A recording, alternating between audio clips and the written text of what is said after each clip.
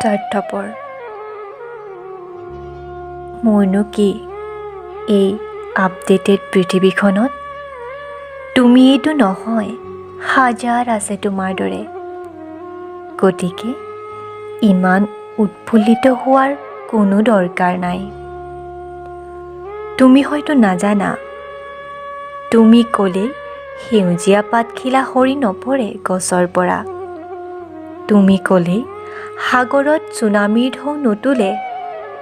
তুমি ক'লেই চৰাইবোৰে মাত নামাতে। গতিকে তুমি নাভাবিবা সৰা পাতখিলাৰ ভাঁজ দি মৰমৰ দলিচা পাৰিবা বুলি।